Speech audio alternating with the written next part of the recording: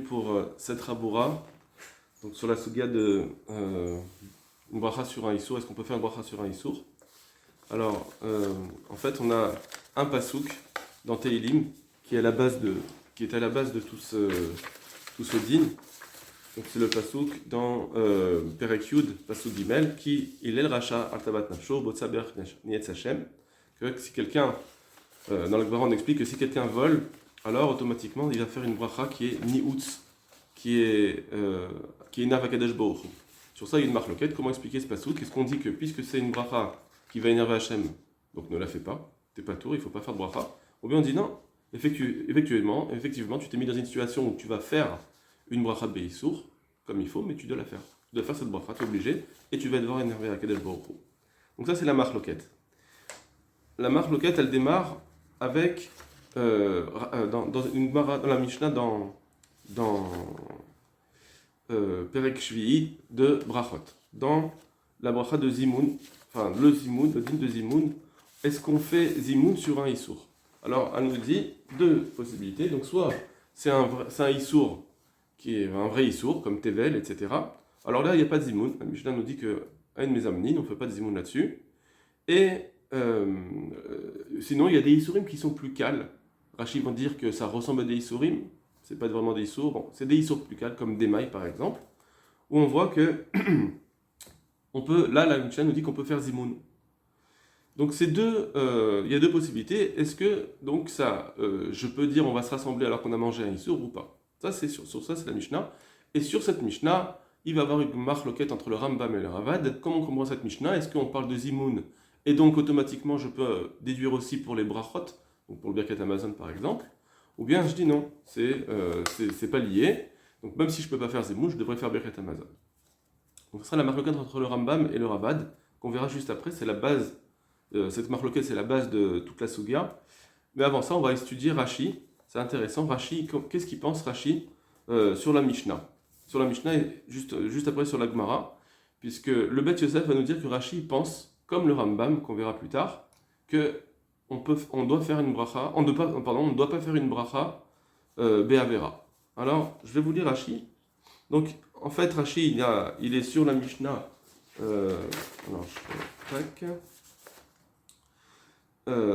Sur la Mishnah, du Shamash, du Mourad Rilva Shamash. Et là-bas, à la fin, il nous dit dans tous ces dynimes, on vient nous apprendre que Afalgav des Damoul Issour, Enten Bracha Be'avera. Donc il nous dit que bien que ça ressemble à des Issourim, comme par exemple des mailles, ça ressemble à un Issour, malgré tout ça ne s'appelle pas une Bracha Be'avera. Autre Rashi, donc sur la Gemara, sur le Demaï, il nous dit Halo Chazele, le Demaï, ça lui est interdit, il devrait pas pouvoir, on ne devrait pas faire Zimoun. Alors on répond Vaviala Bracha Zimoun. Alors, la Gemara répond, c'est pas grave, il y a une réponse dans Demaï, parce qu'il pourrait être mafkir, on en parlera plus tard. Mais en tout cas, le Rashi nous dit si tu fais sur du Demaï, quelqu'un a mangé du Demaï, il va faire le Zimoun. Alors, Rashi nous dit ça va faire une bracha de Zimoun Be'avera, comme tout à l'heure. La bracha de Zimoun, c'est Baruch Achalou Michelos, ça s'appelle une bracha de Zimoun. Mais Rashi ne termine pas là. Il dit en plus, il dit donc Vektiv Botsea Berach Nietz Hashem. Et c'est marqué Berach Nietz Hashem. Il y a un passage qui nous dit que ça s'appelle une bracha Be'avera, on ne va pas faire une bracha Be'avera. Ve'a Marmor. Or, il nous dit maintenant, il nous a une Gemara, qui loue c'est la nafkamina, on a bien vu la nafkamina là-dessus. C'est quoi la nafkamina? C'est une nafkamina quoi? Que si tu voles et tu fais une bracha sur ce que tu as volé, alors ça s'appelle ni'utz. C'est pas une bracha, c'est ni'utz. Donc il vient nous dire une nafkamina. Qui loue, apparemment la Gemara viendrait nous dire, tu ne dois pas faire la bracha. Pourquoi il nous ramène cette nafkamina? On l'a déjà ici. La Gemara nous dit alors peut-être que c'est juste une preuve. Il nous ramène en tant que preuve. Il nous ramène en tant que preuve que la bracha sur une avera, on ne doit pas la faire, comme on l'a vu dans la Gemara de Baba Kama. Et donc il vient nous dire c'est ça le pshat ici de la Gemara. Bon. Mais en tout cas, qu'est-ce qu'il vient de dire Rashi? Il nous parle de bracha be'avera. Est-ce que ça implique forcément qu'il pense comme le Rambam ou pas? Alors, on peut expliquer comme ça. Reprenons. Imaginons, donc on a un Zimoun avec des gens qui ont mangé du Issour. Si on leur dit, vous allez faire Zimoun, alors ça implique forcément qu'ils vont faire une bracha ensuite Be'avera. Si on dit ce din-là, ça va impliquer qu'on va faire une bracha be'avera. On peut très bien expliquer la Gemara de la Mishnah ou la Gemara de dire je veux pas te laisser faire ce zimoun, comme ça tu n'arrives pas plus tard à faire une bracha be'avera. Je veux pas te mettre dans une situation où tu vas te rentrer dans une bracha be'avera. Et donc c'est ça qui nous dit Rashi. On veut pas faire une bracha be'avera lechatrila. Bien sûr, si maintenant quelqu'un il se met en situation, il fera la bracha. Donc vous pourrez très bien expliquer Rashi comme le Ravad. Mais le Bet Yosef nous dit que Rashi, mashma, il n'est pas tranché non plus, mais il nous dit Rashi, mashma, que c'est une... qui pense comme le Rambam, qu'on ne peut pas faire de bracha be'avera. Alors, comment on pourrait expliquer plutôt Rashi? D'accord? À part, moi je vous ai dit, c'est comme si, je pourrais très bien dire qu'il vient nous dire, tu ne dois pas rentrer dans une situation be'avera. Alors, peut-être qu'on peut voir comme ça. Pourquoi Rashi nous parle de Birkat HaZimoun ici? De toute façon, la Mishnah parle du Zimoun, reste dans le din de la Mishnah de Zimoun. Si c'est une Avera, dans la Mishnah, on a dit que quelqu'un qui mange il mange quelque chose qui est une Avera, alors il ne peut pas faire Zimoun. Pourquoi il a besoin de nous amener dans Birkat HaZimoun Abba Be'avera? Le Zimoun, déjà, c'est un problème. Je ne peux pas faire Zimoun quand on n'est pas lié, quand on n'a pas... soit toutes les façons dont on va expliquer pourquoi le zimoun ne peut pas se faire quand on a mangé une avera, que ce soit parce que je ne dois pas me mélanger avec des rechaïm, que ça ne s'appelle pas une achila, etc., reste dans ça. Pourquoi il nous dit, et donc ça va t'amener en plus une bracha be'avera? Apparemment, c'est parce qu'il pense, Rashi, qu'une bracha be'avera, c'est dérangeant en soi. C'est ça qui est dérangeant. Et donc, on ne peut pas faire une bracha be'avera. Et donc, comment tu peux me dire qu'on fait zimoun alors que je n'ai pas le droit de faire la bracha je n'ai pas le droit de faire la bracha be'avera? C'est ce qu'il vient de me dire. Tu me dis que des mailles, on peut faire zimoun dans la Mishnah, et pourtant je n'ai pas le droit de faire une bracha be'avera. Donc ce que tu m'as dit dans la Mishnah qu'on peut faire zimoun, c'est pas vrai, on peut pas faire zimoun. Voilà ce que c'est. Voilà plutôt comment on peut expliquer Rashi. Bon, en tout cas, le Bet Yosef, il nous dit que Rashi, il pense comme cela. Juste entre parenthèses, on va pas non plus développer ça, mais il nous ramène aussi, Rashi, le Bet Yosef, il nous amène un Rabbeinu Yona. Alors si vous voulez voir Rabbeinu Yona, apparemment il pense comme le Ravad. D'abord il dit le din comme le Ravad, après il ramène la marloquette. Donc, page toute, c'est qu'il pense comme le Ravad. Mais le Bet Yosef, il dit que Rabbeinu Yona pense comme le Rambam. Et c'est un petit peu dérangeant, donc il faudrait pouvoir répondre à cette question. Il y aura une autre question qu'on posera après, à propos du Rashba. Et on verra plus tard, mais en tout cas, là on va commencer par le début. Alors, on a donc vu Rashi, maintenant on va attaquer Rambam et Ravad. Donc le Rambam il nous dit, donc dans l'Alachot Brachot Perek Aleph, Alachot Yutet, il nous dit le Rambam que toute personne qui mange du Issour, que ce soit Bezadon ou Bishgaga, donc exprès ou pas exprès, et non Bevarech Alea, Alav, Lo Batrila, Velo Basof, il ne doit pas faire de bracha ni avant ni après. Donc après, même si on parle de Birkat Hamazon, on ne fera pas, même si c'est Minatora. Et donc il nous dit, bien sûr, il est possible aussi, même si c'est Midirabanan. Ce qui est intéressant ici, c'est qu'il nous dit que même si c'est Beshogeg, c'est quoi une bracha Beshogeg? Une bracha Rishona quand je suis Beshogeg, c'est quoi le din ici? Comment je peux me dire tu es Beshogeg, mais malgré tout ne fais pas ta bracha. S'il est Beshogeg, si c'est pas que c'est un Issour, il va faire sa bracha. Donc peut-être qu'on parle ici de Beshogeg, quand il parle de Beshogeg, c'est pour la bracha d'après, mais pas pour la bracha d'avant. Pour la bracha d'avant, là on parle de quelqu'un qui était Bémézid. D'accord? Si je suis Beshogeg, je ne sais pas que c'est un Issour, alors il n'y a pas de question, je ne vais pas me poser la question est-ce que je fais la bracha ou pas? Peut-être que je vais faire la bracha. La question elle est, pour après, si une fois que j'ai mangé, on me dit c'était un Issour, ah mais j'étais Beshogeg, tu as mangé un Issour, alors là-dessus on te dira, c'est pas grave, fais quand même. Alors, est-ce que tu vas faire la bracha ou pas? Le Rambam il te dit, tu fais pas la bracha. Et si c'est Bezadon, alors même la bracha d'avant, tu la fais pas. La page toute de ce Rambam, c'est comme ça qu'il faut l'expliquer. Maintenant, il apprend ça de la Mishnah, parce que là, si on voit le Rambam, quand il est écrit, là-bas il ramène le Tevel, etc., Tevel de Rabbanan, Maser Rishon Shloim Trumato, il ramène tous les dinim qu'on est dans la Mishnah. Donc apparemment, il prend la Mishnah de base de Zimoun pour extrapoler sur la bracha, sur le din de la bracha be'avera. Et donc c'est un petit peu étonnant, d'où est-ce qu'il apprend ça? D'où est-ce qu'il apprend cela? C'est ce que le Shuta Rashba va poser comme question. D'où est-ce qu'il sait le Rambam qu'on peut extrapoler comme ça? Ça, c'est une chose.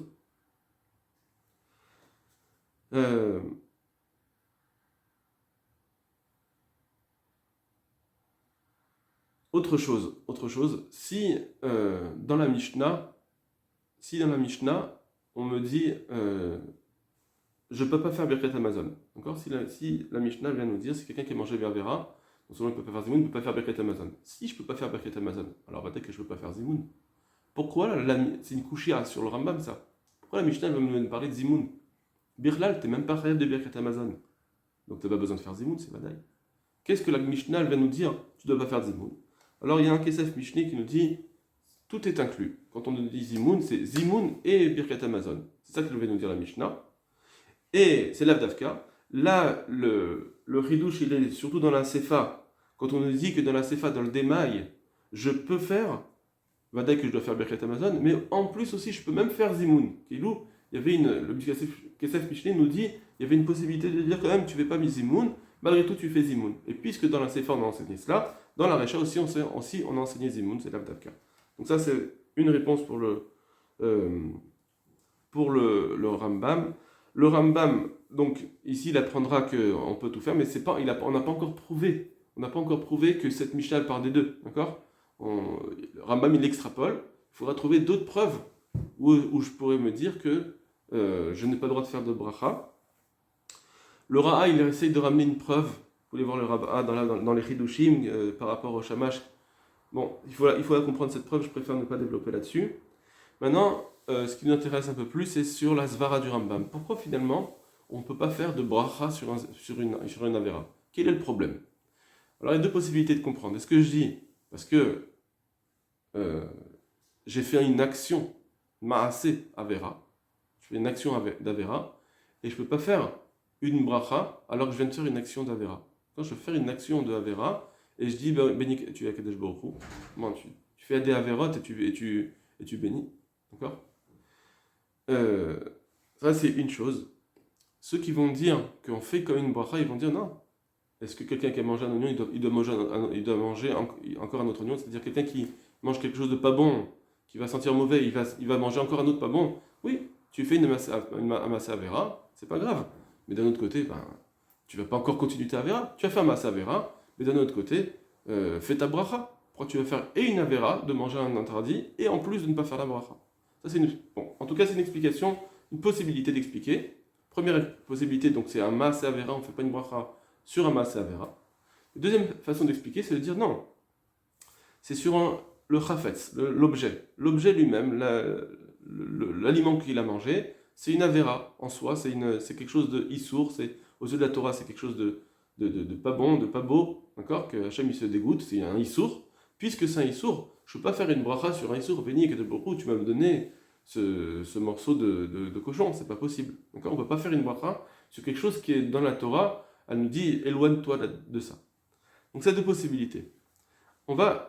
Je ne pense pas avoir quelque chose qui va vraiment trancher pour répondre à cette question, mais on peut en tout cas donner plus un côté, puisque le Rambam il nous dit que même si c'est Béchogeg, je dois pas faire la bracha. Or, Shogeg, c'est un maasé qui est pas si grave. Si quelqu'un, il fait un maasé pas très grave, on l'a vu par exemple dans des mailles, c'est pas très grave, tu fais la bracha. D'accord? Bon, ça aussi, c'est pas non plus extrêmement une preuve, mais en tout cas, on voit que si c'est quelque chose de pas très grave, je devrais devoir faire la bracha. Donc si je parle de maasé avera, j'ai pas vraiment un maasé avera dans le shogeg. Je devrais devoir faire le bracha. Mais si je dis non, toi, c'est ton maasé avera, c'est un maasé, mais d'un autre côté, ton aliment que tu as mangé, sauf, c'est un aliment assourd. Je ne veux pas faire la bracha sur un aliment. Hein. Merci à Kadosh Baruch Hu de m'avoir donné le cochon, j'ai pas fait exprès de le manger, mais quand même merci sur ça, et je te bénis Kadosh Baruch Hu qui a créé cela. Non, on ne veut pas faire une bracha, c'est un peu un gnaï de faire une bracha sur quelque chose, sur un objet comme celui-là. Et là donc je comprends mieux que même si c'est Béchogeg, je ne dois pas faire une bracha. Donc apparemment, on peut dire que le Rambam va expliquer ce problème-là, donc de ne pas faire une bracha sur l'avera, parce que c'est un chafetz assour et pas sur le maas avera. Mais il y a une nafkamina, une autre nafkamina, qui serait par exemple quand on va devoir manger un aliment interdit pour la refoua, parce qu'on est besakana. Alors, je devrais dire, si je dis que c'est Mishum la sakana, donc si mon problème de faire une bracha be'avera, c'est à cause d'un chafetz assour, je devrais dire, bon, tu dois te soigner, vachai ba'em, c'est un temps sakana, il faut que tu manges, c'est une mitzvah, tu dois faire cette mitzvah de manger. Très bien. Puisque tu dois faire cette mitzvah de manger, tu manges, et par contre, l'objet lui-même, tu ne fais pas une bracha. Tu ne dois pas faire une bracha, parce que ça reste un aliment interdit. Ça, c'est un aliment qui n'est pas beau aux yeux d'Hachem. Tu dois ne pas faire cette bracha. Juste, tu as la mitzvah de le manger pour te sauver, tu l'as fait. Mais si on dit que c'est midin maaseh avera, alors là, au contraire, non. Même si là, je ne fais plus un maaseh avera, je fais une mitzvah. C'est pas un maaseh avera, c'est une mitzvah. Donc c'est une mitzvah. Au contraire, maintenant, je dois même faire la bracha automatiquement sur ce fruit, sur cet aliment. Or, le Shulchan Aruch va être posé halacha que d'après le Rambam, on peut comprendre que même si c'est un issour, on doit faire la bracha quand c'est Besakana. Comme ça il dit, mais il n'explique pas pourquoi. Mais alors qu'est-ce qu'il faudra dire? Alors il faudrait expliquer comme ça que Behemet, le Chafetz, cet objet-là qui est une Avera, lorsque je vais devoir le manger parce que c'est une mitzvah de me sauver ma vie, automatiquement le Issour s'en va. Et ça s'appelle du Éther. Comme ça dit le Mishnah Moura, il dit pas, le Mishnah Moura, quand il dit qu'on doit faire la bracha, il dit pas parce que c'est un maaseh éther, maintenant il fait une mitzvah. Il dit parce que hetera ka'achil. Il dit pas ochel beheter, il dit hetera ka'achil. Il mange du heter. Ça veut dire que l'objet, il devient lui-même permis. Le issour, il s'envole. D'accord? C'est un objet assour, c'est vrai, mais cet objet devient complètement permis. Des fois, il devient lui-même permis, même si c'est un morceau de cochon, mais malgré tout, ce morceau-là, il devient permis, on lui enlève le issour. D'accord? Donc, voilà. En tout cas, ça c'est le Rambam sur Sasvara. Par contre, j'ai oublié de vous dire, le Levouche, lui, par contre, il dit, quand sur le Maasé, que quelqu'un qui doit manger il doit manger un issour pour la sakana, alors il dit Enze Avera. Lui, il dit ça s'appelle pas une Avera. Donc apparemment, lui, il expliquerait un peu plus comme l'autre possibilité de dire que c'est pas un Maasé Avera, et il rentre pas dans le Chafetz. Voilà. Donc ça c'est peut-être une marloquette dans le Rambam, comment comprendre ce din-là. Et donc ça fait une nafkamina. Le Ravad, maintenant, le Ravad, lui, il nous dit, donc il ramène le Rambam et il dit qu'il s'est trompé, que la Mishnah ne parle que de Zimoun. Et il explique.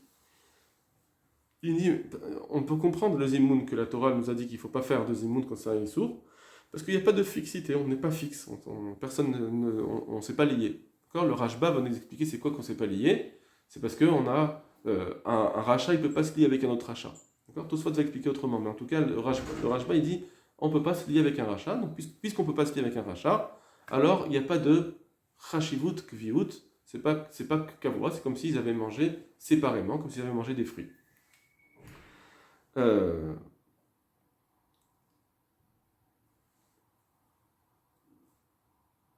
Maintenant, et donc le Ravad nous dit, donc ça c'est pour le zimoun, mais par contre la bracha, pourquoi il fait la bracha? La bracha il peut la faire, puisqu'il a mangé, il a profité, il doit pouvoir faire la bracha.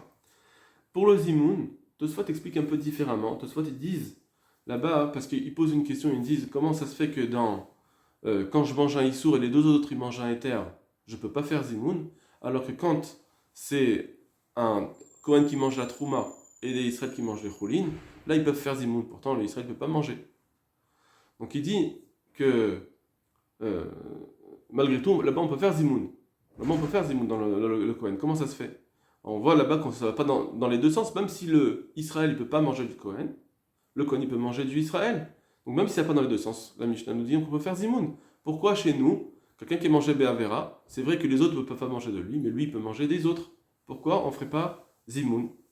Alors c'est pour ça qu'il répond, il dit, parce que la différence c'est quand on mange un issour, il dit pas l'itraber imracha, mais il dit parce que c'est pas l'afshme achila, ça s'appelle pas une achila.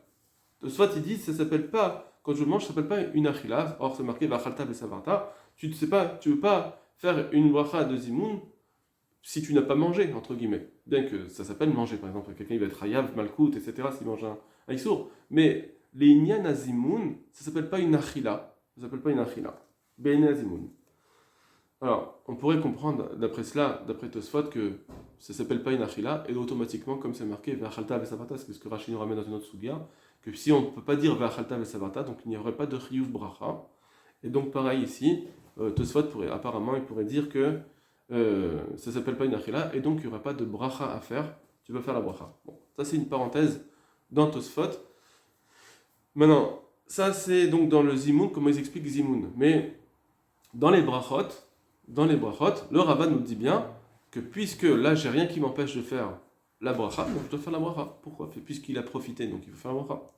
Ça c'est Sasvara. Donc il dit Mishum Hana'a, parce que j'ai profité. Machma que si c'est des brachot de mitzvot, j'ai plus cette svara de Hana'a. Donc là peut-être que je ne devrais pas faire la bracha. Au contraire, même c'est pire, je vais faire une mitzvah alors que j'ai fait une avera dessus. D'accord? Quelqu'un il a volé du pain. Enfin, il a volé de la farine, et ensuite il va faire de la frachat chala sur quelque chose qu'il a volé. Comment tu vas faire une bracha là-dessus? Tu ne dois pas faire une bracha, parce que en plus c'est une mitzvah.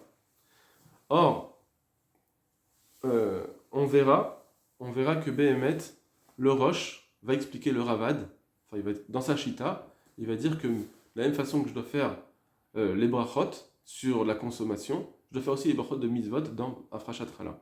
Mais c'est bizarre, d'accord, puisque là, j'ai plus la svara de néhéné. J'ai plus la svara de.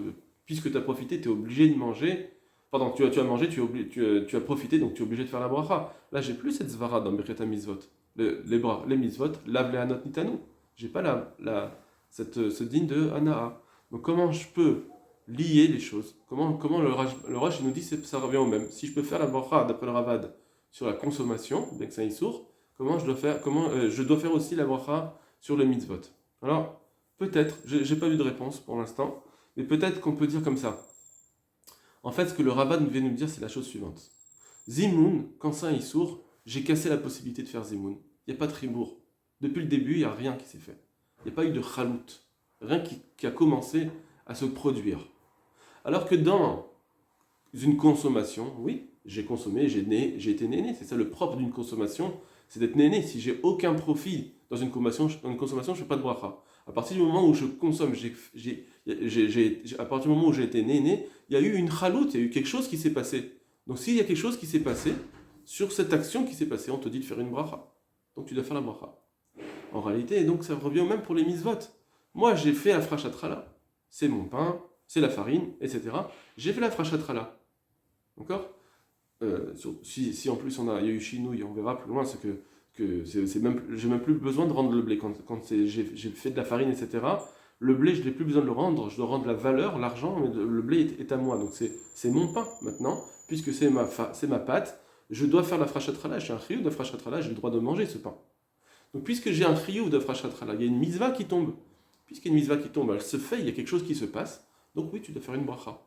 Ça revient au même. Il n'y a pas de... Alors effectivement, on nous dira c'est nioutz, tu as fait une bracha pas bien, etc. C'est nioutz, c'est nietz à Kadesh Baruch Hu.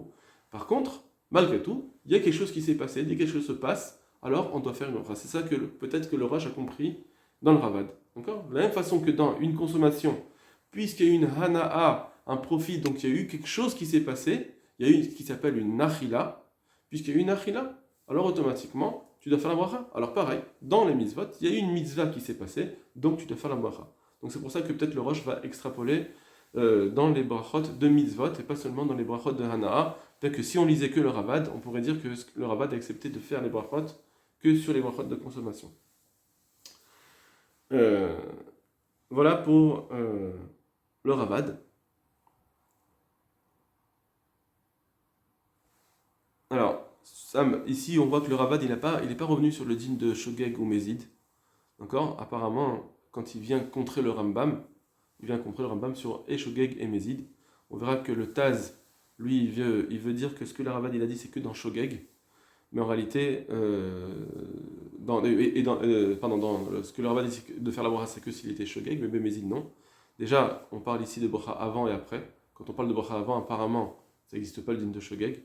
Alors pour ça, on peut aller voir le Pri Megadim, celui qui veut, il développe un peu plus la compréhension du Taz.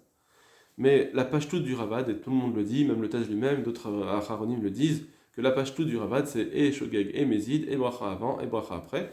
Même dans le Rosh et dans le Rashba, on verra qu'ils comprennent que c'est Ben Shogeg Ben Mézid.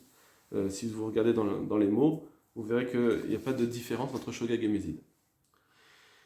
Maintenant, voilà ce qui est dans la marque loquette.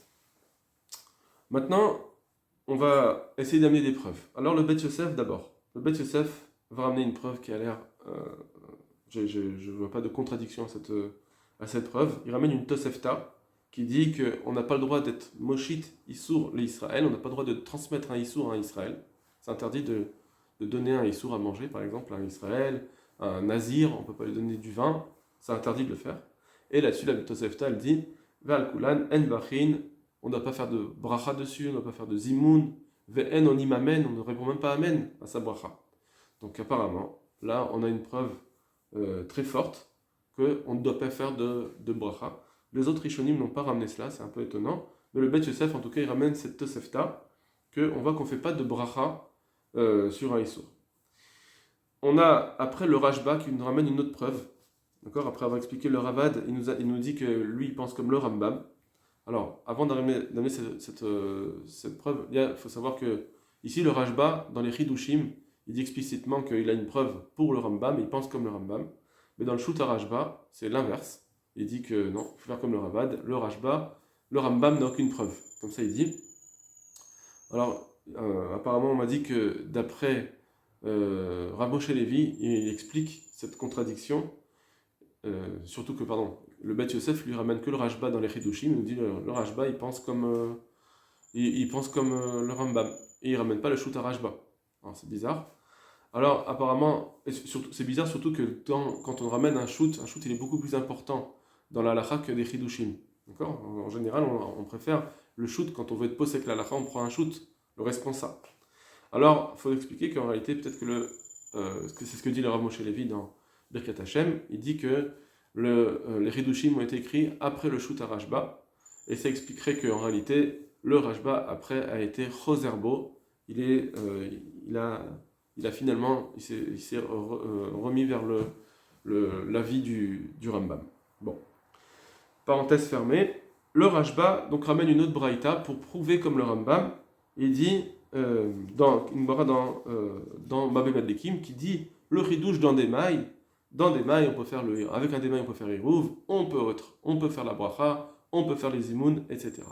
Donc il nous dit le Rashba, parce que c'est du démail. Je comprends de là l'inverse quand c'est du tevel, quand c'est du vrai issour. Si c'est du tevel, alors je ne peux pas faire et la bracha et le zimoun. Ne viens pas me dire, non, en mebachin en mezamnin. En réalité, tout ce qu'on vous nous a amené dans le démail, la ridouche était qu'on peut faire zimoun, mais bracha de toute façon on devait la faire. C'est juste pour dire, on peut faire la bracha et donc on doit faire zimoun. Et par contre, dans tevel, on ne fait pas zimoun. Mais bien sûr, bracha on ferait. Ne viens pas dire ça. Il dit Rashba, c'est un peu d'ochak. Donc c'est vrai que la page toute, elle est un peu comme ça. Donc on a deux preuves très fortes pour le Rambam, malgré le fait qu'on avait dit tout à l'heure que c'est pas ce qui est écrit apparemment dans la Mishnah. On a réussi à s'en sortir avec les couchiottes. Et on a donc deux preuves pour le Rambam. Et maintenant on va travailler sur la preuve du Rosh. Donc maintenant, le Rosh. Alors le Rosh nous amène une réaya de la Gemara dans Sanhedrin, au Bakama, où on dit que quelqu'un qui a volé du grain de blé, ensuite il a transformé donc en farine, il fait afrachatrala, la Gemara elle dit enze mevarech et la menaetz. Le Rosh va nous dire que ce que veut dire la Gemara ici, c'est que enze bracha, mais il faut faire la bracha. C'est pas une bracha, c'est pas bien, ça veut dire c'est une bracha qui est menaetz, c'est ivain avec dashprou, mais il faut faire la bracha. Sur ça, le Shulchan Aruch va tout de suite contrer par le Bet Yosef. Il va dire que, non, on pourrait lire la Gemara que c'est pas une bracha, c'est benaetz, et donc il ne faut pas faire la bracha. Donc c'est sur ça qu'il va s'attaquer principalement le Bet Yosef, sur ce lachon-là de la Gemara. Il ne va pas poser d'autres questions, et ça sera intéressant, puisqu'en fait il y a d'autres questions à poser, et il faudra comprendre pourquoi le Bet Yosef ne les a pas posées, qui paraissent simples. Donc déjà, ce qu'on a dit tout à l'heure, c'est que c'est une bracha de mitzvah ici. Bon, déjà, on a essayé de comprendre que Le Ravad, il peut comprendre et une bracha de consommation et une bracha de mitzvah. Dans les deux, on pourrait faire une bracha. Mais surtout, cette bracha, elle est comme ça. Pardon, la couchée, elle est comme ça. Ici, on est dans un cas où il y a eu un shinouï maasé. Vous savez que quand quelqu'un il vole un objet, il doit rendre l'objet. Mais si l'objet a été transformé complètement, donc, par exemple, quelqu'un a volé des poutres et il les a mis dans sa maison, il a construit sa maison avec, puisqu'elles ont été transformées, alors je dois rendre la valeur de l'objet, mais j'ai plus à rendre l'objet. L'objet est devenu à moi. C'est un kinyan qu'on a fait. Et donc ici c'est pareil, le blé qu'il a volé, finalement ce blé il devient à lui, mais Ikaradine il est à lui. C'est pas bien sûr, il faut rembourser le prix du blé, mais le blé et la farine est à lui et le pain est à lui. Donc du coup, ici on a un pain qu'il a le droit de manger, où la frachatrala elle est mouteret, il faut faire la frachatrala, d'accord? Bien qu'au départ, on nous dit ici que comme ça a été volé au départ, donc c'est quand même Menaetz, c'est pas bien ce qu'il a fait, il fait une infrachatrala sur quelque chose qui a été volé au départ, mais malgré tout c'est à lui. Et donc, ici il y a eu un kinyan. Donc s'il y a eu un kinyan, normalement c'est Vadaï que je dois faire cette bracha. Comment peut-être que même le Rambam va être d'accord qu'on doit faire la bracha sur cette mitzvah de Afrachatrala. On pourrait très bien dire ça. Pour poser encore mieux la question, on va ramener le Rosh sur un Yerushalmi. Ce même Yerushalmi que le Bet Yosef a ramené contre le Rosh. Il y a un Yerushalmi dans Chala qui dit comme ça que quelqu'un qui a volé de la matzah la matzah volée, alors on ne doit pas faire la bracha dessus parce que Enze Mevarech et la Menaetz. Et la Gemara demande, mais je ne comprends pas, Basov Damimlo. Alors sur ça, il y a une incompréhension, enfin il y a une différence de compréhension entre le Rosh et le Bet Yosef. On réexpliquera le Bet Yosef plus tard. Mais le Rosh nous dit, qu'est-ce que c'est Basov Damimlo? C'est que puisqu'il l'a mâché finalement, c'est à lui, cet argent est à lui. Enfin, même s'il n'a pas mâché, disons que finalement cet argent est à lui, il n'a pas à rendre le blé. Puisqu'il n'a pas à rendre le blé, cette masse est à lui. Donc puisqu'elle est à lui, pourquoi il ne ferait pas la bracha? La Gemara dit sur ça, puisque c'est une bracha abba be'avera, c'est une mitzvah qui vient d'avera, mitzvah abba be'avera, alors en nevarer. On fait pas de bracha, ça veut dire on dit il n'est pas quitte de cette mitzvah. La Gemara dit que ça reste une matzah gezula, donc il n'est pas quitte de cette mitzvah. Sur ça, le Rosh il nous dit donc, on voit de cette Gemara que matzah gezula, une matzah volée, on ne peut pas s'acquitter de cette matzah. Alors dans matzah, il y a un din, il y a un pasouk mefourash, enfin une rachat d'un pasouk qui dit que matzah gzula, on n'est pas quitte. Donc ici, on considère que c'est volé, bien que finalement il l'a mâché, mais c'est pas grave, parce que quand il l'a mâché, il doit rendre l'argent, d'accord? Donc il peut pas rendre autre chose, donc c'est sûr que c'est à lui. La Gemara a dit malgré tout, il n'est pas quitte. Il n'est pas quitte à filou bedi avad. Donc on est ici un petit peu dans une différence avec ce qu'on a dit dans la Gemara citée par le Rosh sur la frachatrala. Pourquoi ici on dit qu'à frachatrala il faut faire, alors que dans Matzah Gdoula on ne fait pas. Rabbi Akiva Eiger va poser plusieurs couchottes sur le Rosh et va nous dire que finalement il y a une différence parce que là-bas, dans la frachatrala, il y a bien eu un chinouille il a volé du blé, maintenant c'est du pain, donc c'est bien à lui. Alors qu'ici, dans la matzah, c'est pas à lui. Ça veut dire qu'il a volé la matzah elle-même. Le Rav Amagid nous dit que par contre, si c'était qu'il avait volé du blé, et ensuite il en a fait de la matzah, là effectivement c'est à lui. Mais tant que, comme c'était une matzah gzula telle qu'elle, donc là c'est pour ça que ça s'appelle une mitzvah abba be'avera. Donc, Rabbi Akiva Eiger lui a posé la question suivante, il va dire, d'après ça, il n'y a pas de preuve pour le Rosh, puisque finalement, ici, c'est pas vraiment une mitzvah abba be'avera, vraiment, même bien que la Gemara elle nous dit enze mevarer et la menaetz, mais finalement, c'est pas une kolkar une mitzvah babera, puisqu'il faut faire la bracha. Même d'après toi, le Rosh, quand tu dis qu'il faut faire la bracha, je comprends, puisque c'est à lui, ça lui appartient, il y a eu Shinoi Maaseh. Donc, Maraya, qu'il ne faut pas faire contre le Rambam. Il n'y a pas de raya contre le Rambam, peut-être que le Rambam, ici, aussi, il sera d'accord. C'est exactement ce que dit Rabbi Akiva Eiger. Et donc, apparemment, il n'y aurait plus de preuves. la question, elle est sur le Bet Yosef. Pourquoi le Bet Yosef, il a pas dit ça? Ça paraît pas shoot. C'est pas shoot comme réponse. On n'a qu'à dire, il avait qu'à dire, oui, mais là-bas, il y a eu un Shinui Maaseh.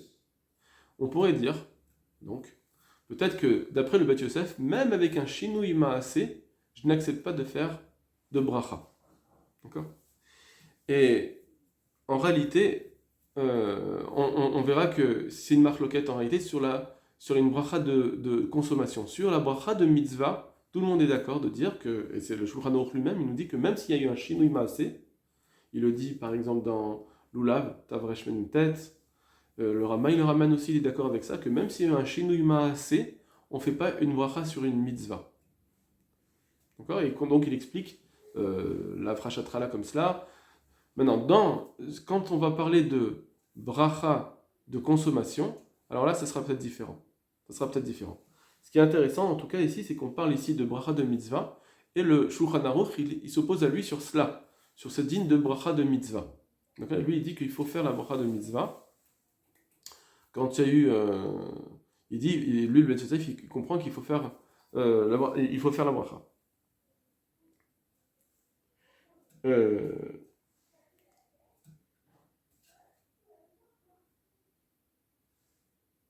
Une autre chose, maintenant on va juste poser une petite question, parce que d'après le Yerushalmi, il dit comme ça. Le Yerushalmi dit c'est Asur de Berech la Mishum Botsea Berech Nietz Hashem. Le Yerushalmi nous dit que la matzah qu'il a volée, il est pas quitte, il ne faut pas faire le bracha.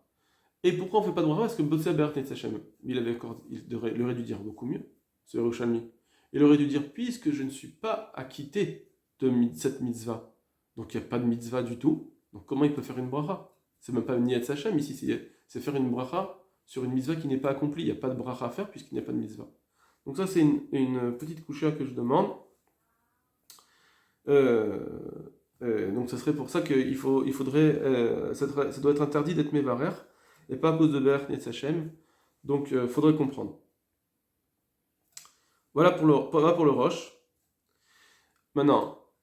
Donc ce Rosh, il a voulu amener cette réaya. Le Bet Yosef, lui, donc comme je vous dis, il est doché la réaya ici en disant que ici c'est Niout, et donc il ne faut pas faire la bracha. Donc lui il dit qu'il ne faut pas faire de bracha, pas comme le Rosh qui dit qu'il faut faire une bracha sur la Prachatrala. Lui il dit non, en nevarer. Comme ça il explique le Bet Yosef, cette Gemara de Bakama. Et donc même s'il y a Shinui Hashem, même s'il y a eu Shinui Hashem, on ne fait pas de bracha. En tout cas, ici, sur la mitzvah. Ce qui est écrit noir sur blanc, c'est sur la mitzvah. Et même Birkat Hamazon, donc, lui dira qu'il ne faut pas faire la bracha. Comme on le voit il ramène le Yerushalmi. Le Bet Yosef ramène le Yerushalmi, où il nous dira qu'il ne faut pas faire de Birkat Hamazon, puisque Birkat Hamazon, c'est une mitzvah aussi. Il dit que c'est une mitzvah. Même le Levouche, il dit que toutes les brachot acharonot, c'est des brachot de mitzvah. Mais en tout cas, surtout le Birkat Hamazon, le Bet Yosef dit que c'est une bracha de mitzvah. Maintenant, lui, il comprend les Yerushalmi un peu différemment.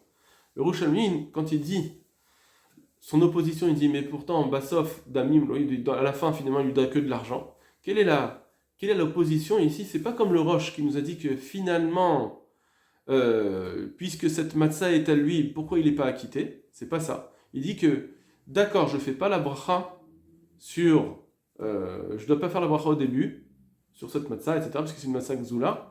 Mais finalement, quand il a mangé cette matzah, pourquoi il ne ferait pas Birkat Hamazon?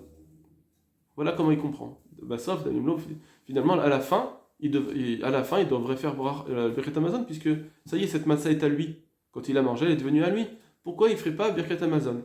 Et c'est sur ça que la Gemara elle répond, puisque ça s'appelle une mitzvah Abba Avera, et donc ce Birkat Hamazon, qui est une mitzvah, on ne peut pas faire une bracha sur une mitzvah qui est Abba Avera.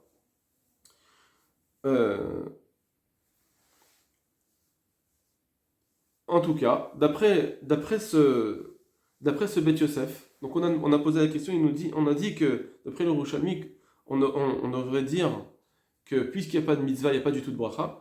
D'après le Bet Yosef, ça se comprend un peu plus, qu'il n'y a pas de bracha, même les bassof, même finalement, d'accord, la matzah, il n'y a pas de bracha, mais même sur le Birkat Hamazon, c'est ça que nous dit la Gemara, qu'il ne faut pas faire de bracha. Et donc, il n'y a pas de bracha, il y aura pas de bracha ni birkat hané, ni rien du tout. Voilà comment il comprend le Bet Yosef.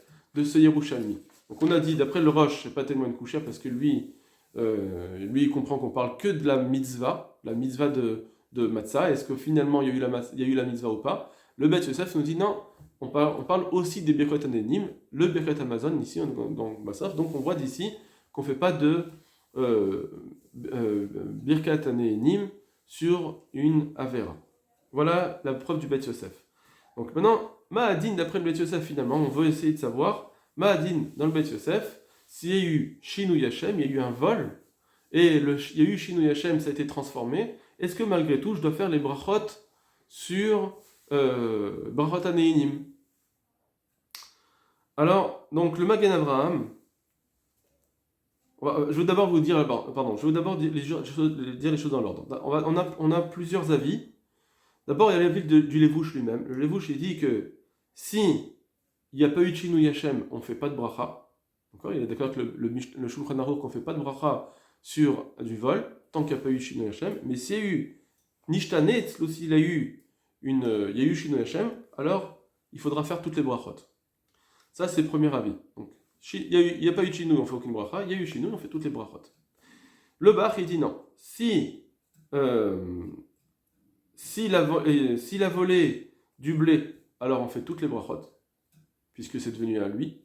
S'il a volé du blé, que c'est eu Shinui Hashem, donc maintenant que c'est à lui, donc on fait toutes les brachot, Trila Vasof. Et si il a volé le pain lui-même, il ne fait pas la bracha avant, mais il fait la bracha après, parce que apparemment, donc c'est devenu à lui. Le Magen Avraham, lui, il va comprendre le Beth Yosef d'une façon, et on verra que Nar Shalom va comprendre d'une autre façon. Le Magen Avraham, il nous dit comme ça. Il commence comme ça, il dit, le Rambam, il a dit que dans Matzah, quand est-ce qu'on est quitte de la Matzah? Si je peux faire Birkat Amazon sur une Matzah, alors je suis quitte de cette Matzah. Si je ne peux pas faire Birkat Amazon, je ne suis pas quitte de la Matzah. Zé taloui basé. D'accord, l'un dépend de l'autre. Or, le Magid Mishneh, il dit que d'après le Rambam, s'il y a eu un vol de blé et qu'il y a eu Shinui Hashem, dans ça, le Rambam, il va être d'accord qu'on est quitte, puisque la Massa est devenue à lui. Et donc, du coup, on devra faire les brachot.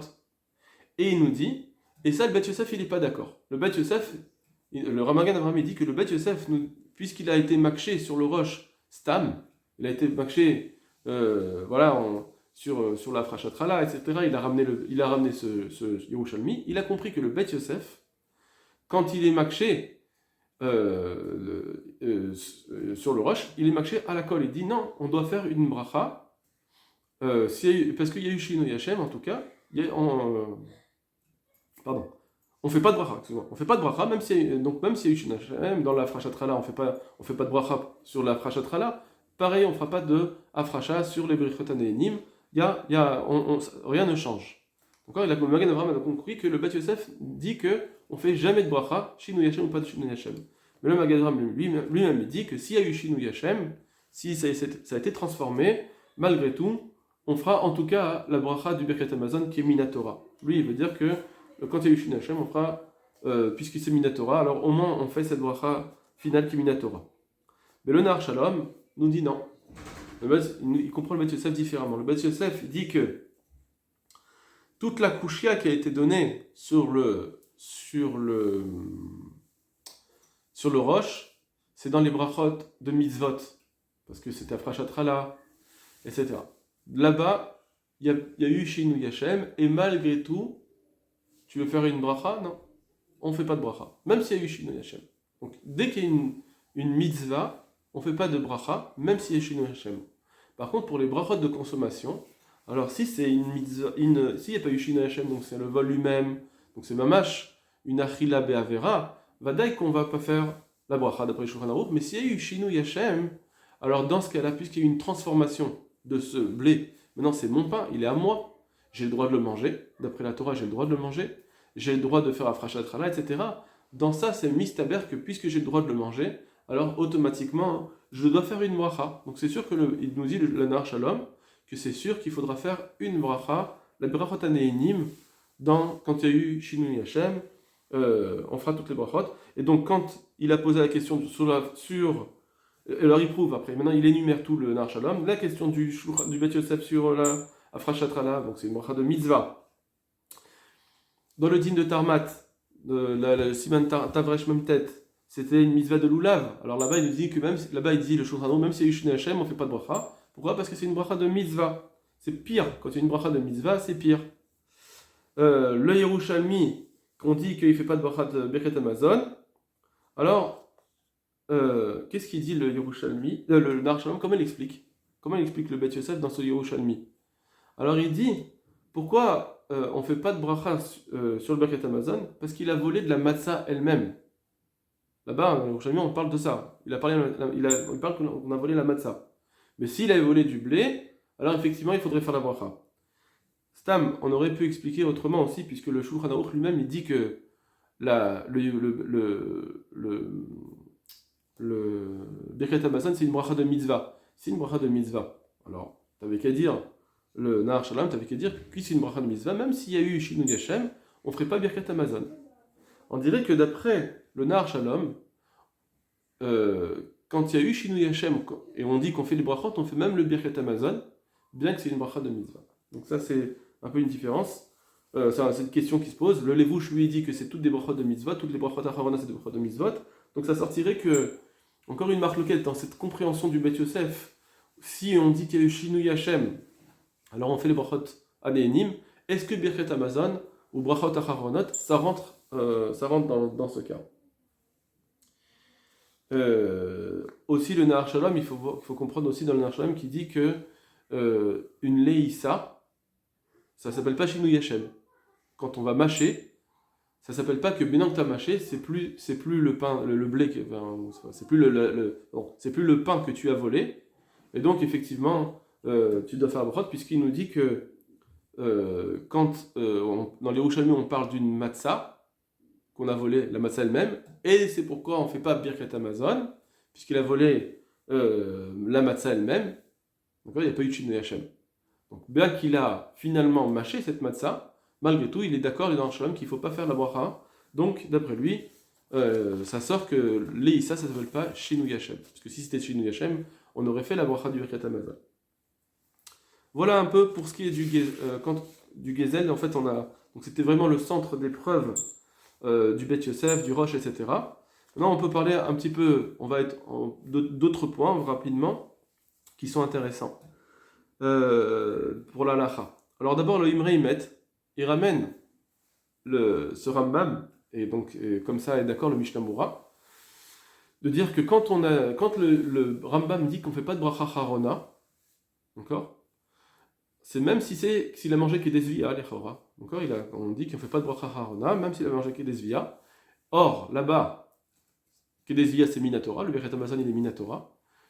Et le Rambam, il dit, même quand c'est un Issour d'Erabanan, on ne fera pas de Birkat Hamazon. Alors ça, le Mohamed, il dit, c'est un peu étonnant.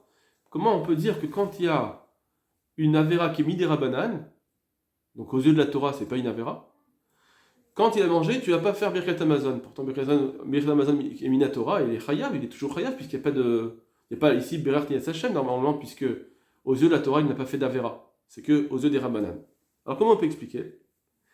Alors, les Chora, peut-être qu'on peut dire la chose suivante. On va expliquer de deux façons. Soit on dit que la Svara du Rambam, c'est Mishum Maase, on ne peut pas faire une bracha sur un Maase Avera. Soit on dit, comme on a dit au début, que c'est on ne peut pas faire une bracha sur un Chafetz Assour, sur un objet interdit, un aliment interdit. Si on dit que c'est sur le Maase Avera, comment on va expliquer? C'est simple. On va dire comme ça. C'est vrai que c'est un Issour des Rabbanan. Il a mangé du Tevel des Rabbanan. D'accord? Mais malgré tout, la Torah elle-même, elle nous a dit qu'il fallait écouter les Chachamim. Et quand on est ouvert les divrei Chachamim, ça devient une Avera de la Torah. Et donc, la Torah, elle serait d'accord que ça s'appelle un Maaseh Avera. Ce que tu as fait, ton Maaseh, c'est d'être ouvert à le divrei Chachamim. Puisque tu as été ouvert à le divrei Chachamim, la Torah, elle le voit comme une Avera. Et donc, je peux très bien dire que Niyat Hashem. Deuxième explication, si on dit que le Rambam, il pense qu'on ne peut pas faire une bracha sur un Chafetz, un objet interdit, d'accord, c'est Issoura Achal, un Issour, et on peut faire une bracha sur un Issour, alors il faudrait dire aussi pareil, que quand la Torah elle a dit qu'il faut écouter les Chachamim, donc la Torah, elle est d'accord que quand les Chachamim ont dit qu'un objet était interdit, un aliment était interdit, donc c'est, même si la Torah elle-même elle le permet, maintenant les Chachamim ont la force de faire en sorte que comme s'il était interdit Minatora. La Torah le considère aussi comme Minatora. C'est un petit peu ce qu'on a dit, ça revient un peu au même que la première réponse, mais on peut comprendre aussi que donc cet objet, cet aliment il est devenu assourd d'après la Torah. Tout, évidemment que ça reste un din des Rabbanan, donc ça veut dire par exemple ça fait que des Rabbanan la Kula, etc. On reste dans la gestion des Rabbanan. Ça c'est ce qu'on dit dans toute la Torah, à chaque fois quand il y a Issour des Rabbanan sur la Torah, bien que la Torah elle nous dit que les Chachamim, il faut les écouter, donc ça s'appelle un din Torah, malgré tout, quand les Chachamim vont faire leur xérot, leur interdit, ils vont inclure dans l'interdit que par exemple ça fait que des Rabbanan la Kula. Okay, donc ça c'est répondu. Je l'espère. Autre dîne intéressant, c'est quand il y a Sha'at Issour, quand l'aliment en lui-même est permis, mais qu'il est devenu interdit parce que c'est un Zman qui me l'interdit. Donc on a dit par exemple à Yom Kippour, si c'est un aliment si c'est un aliment interdit et que rien ne me pousse à le manger, alors donc l'aliment devient interdit, on ne fait pas de bracha à Yom Kippour, on a vu plusieurs fois dans plusieurs endroits, que à Yom Kippour, je ne peux pas faire une bracha d'après le Shulchan Aruch sur cet aliment interdit. Apparemment, ça devrait être le même din dans les autres ta'aniyot. Sauf si c'est un ta'anit des Rabbanan, alors là on va rentrer dans des considérations comme Safek des Rabbanan, j'avais un Safek, est-ce que Behemet d'après le Ravad ou d'après le Bet Yosef, est-ce que comme le Taz, qui veut dire que si c'est Béchogeg qui l'a mangé, etc. On va rentrer dans des considérations. Sur ça, je vous invite à voir le Maté Ephraim pour ce dîne-là. Voilà, je ne vais pas rentrer là-dedans, mais plutôt dans d'autres interdits liés au temps. C'est surtout quand c'est Shabbat. Et donc, c'est vrai que Shabbat, on a le droit de manger, mais avant le Kiddush, je n'ai pas le droit de manger avant le Kiddush, ou avant l'Avdallah, je n'ai pas le droit de manger avant l'Avdallah. D'accord ? Une fois que le Shabbat est sorti, je n'ai pas le droit de manger avant l'Avdallah, si je suis sorti bien sûr de ma Seuda Shlishit, ou bien avant la Tfila. Tous ces dinim. Alors, on a